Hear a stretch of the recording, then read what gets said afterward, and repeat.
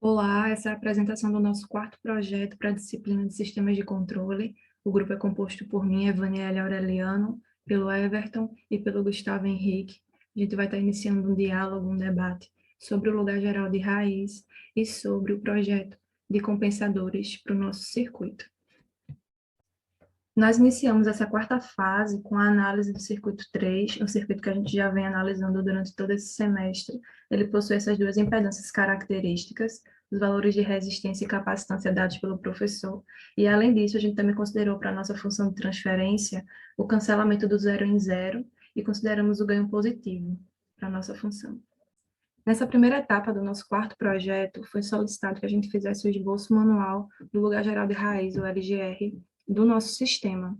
Então, a gente considerou, inicialmente, uma inserção de um ganho K do lado direito da nossa malha e uma realimentação unitária para estar fazendo o que foi solicitado. O primeiro ponto que a gente faz inicialmente é considerar esses polos em malha aberta, em um plano cartesiano, para fazer essa análise do nosso LGR. A gente insere também pontos de teste que eles não pertencem ao LGR, mas eles vão estar nos auxiliando a encontrar esse local em específico. Como o número total de polos e zeros à direita é ímpar, a gente tem um indicativo que essa região vai ficar entre os polos, entre menos 5,56 e menos 4,54. E com a inserção do método de condição de fase, que a gente tem essa relação entre as fases dos zeros menos as fases dos polos, a gente tem nesse primeiro S1, a gente tem 0 e menos 0. Em S2, a gente tem menos 180 e 0. E em S3, a gente tem menos 180 e menos 180. E essa condição ela só é satisfeita se o resultado da fase ela for múltipla ímpar de 180. Então, a gente só é satisfeita em S2, nessa segunda hipótese.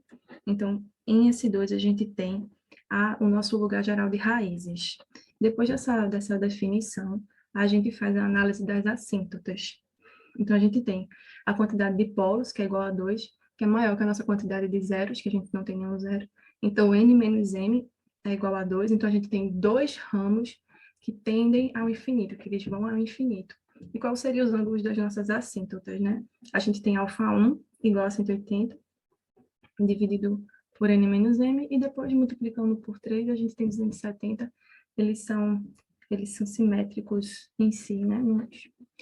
Com isso, sabendo qual seria esse ângulo, a gente precisa saber o ponto de inserção, que é onde o ponto das assíntotas cruza no nosso eixo real.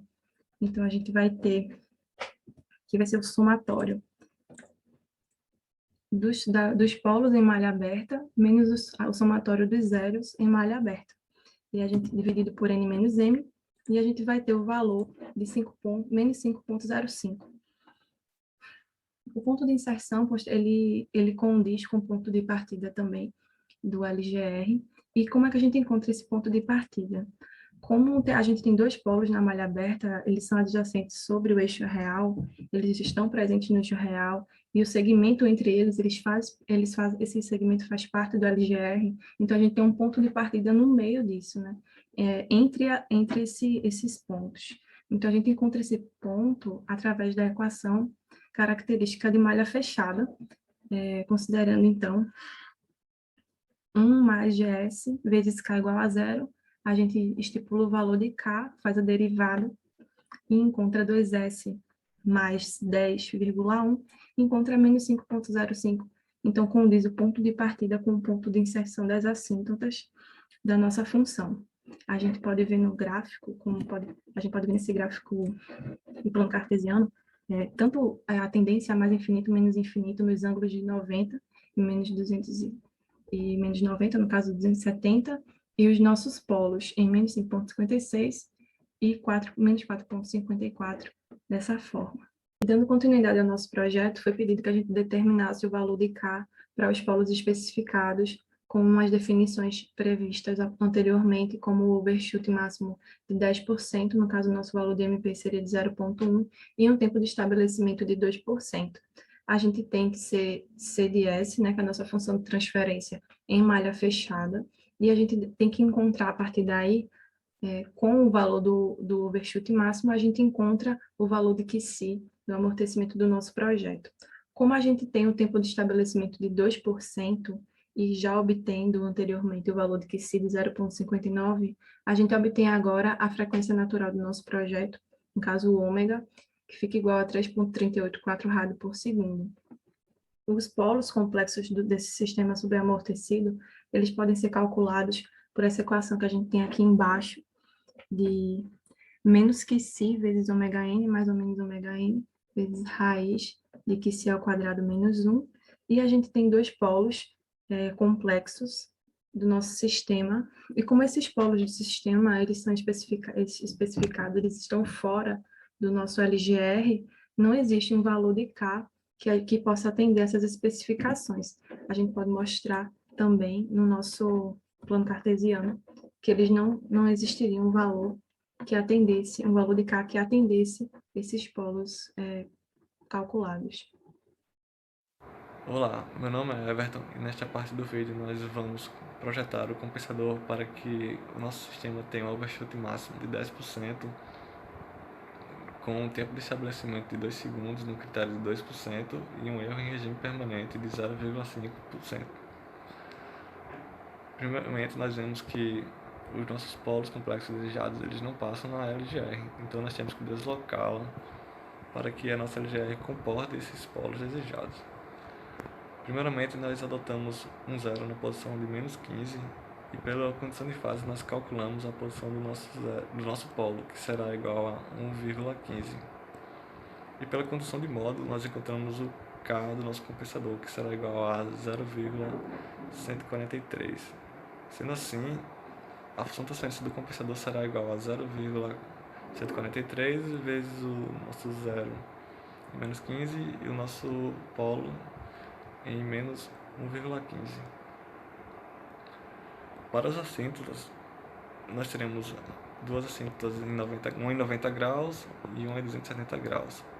Essas assíntotas elas vão se cruzar em 1,88 e utilizando a equação característica para TF em malha fechada, nós encontramos que ela partirá de menos 2,5.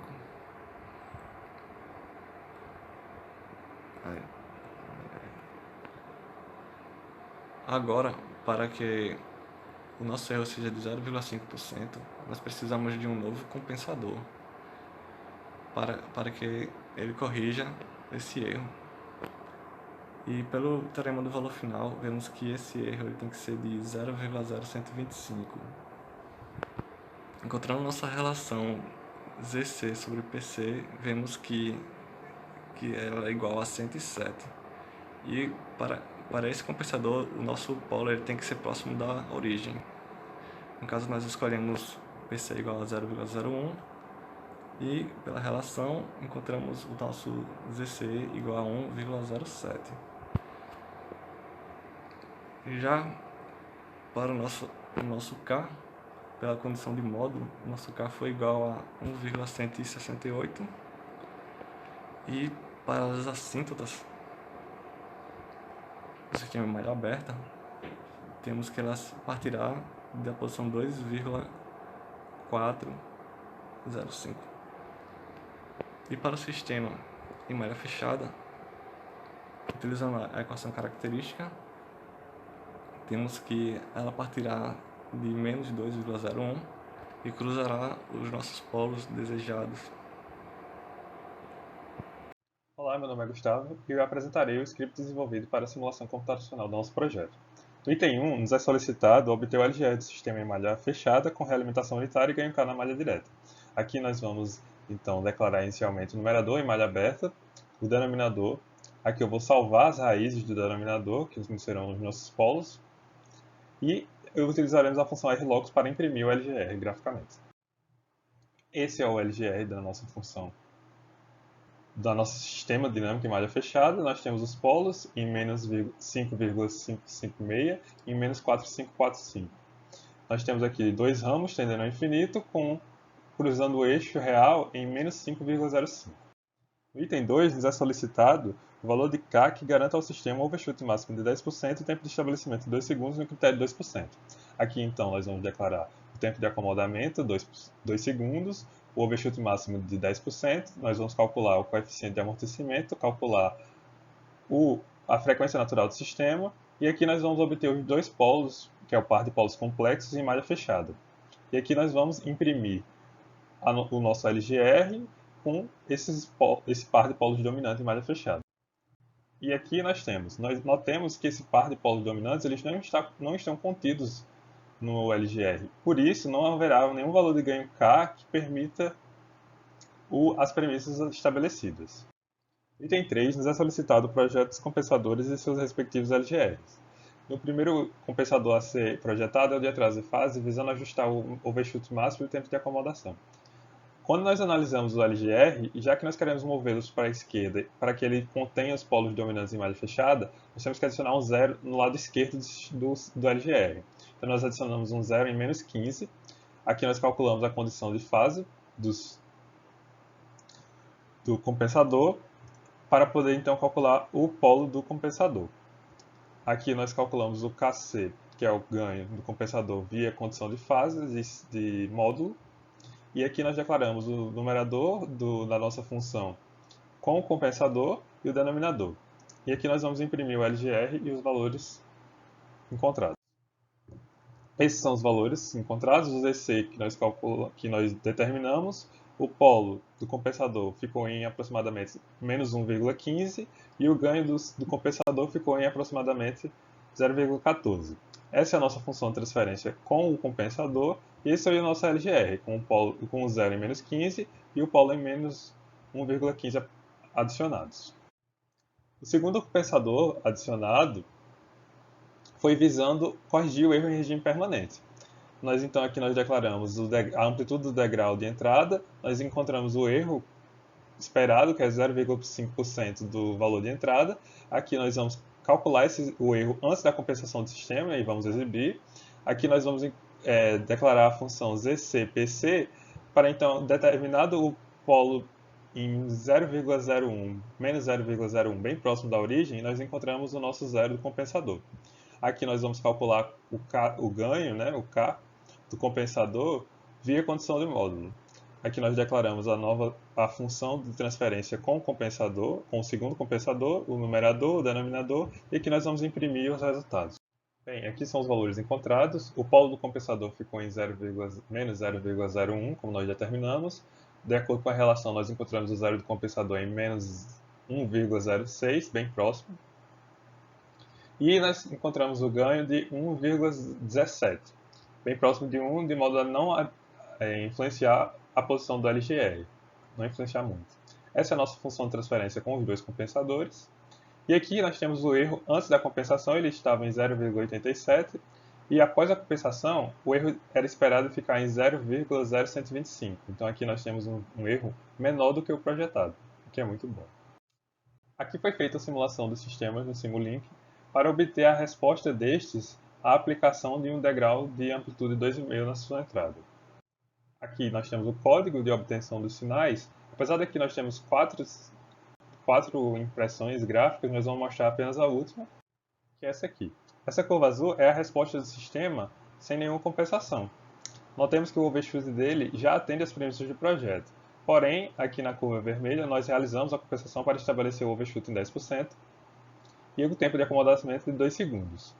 Notemos que por ter utilizado um compensador de atraso de fase, o erro em regime permanente já melhorou em relação ao sistema sem compensação. Mas ele ainda não atendeu às especificações dadas, de 0,5% do valor de entrada, que é 2,5.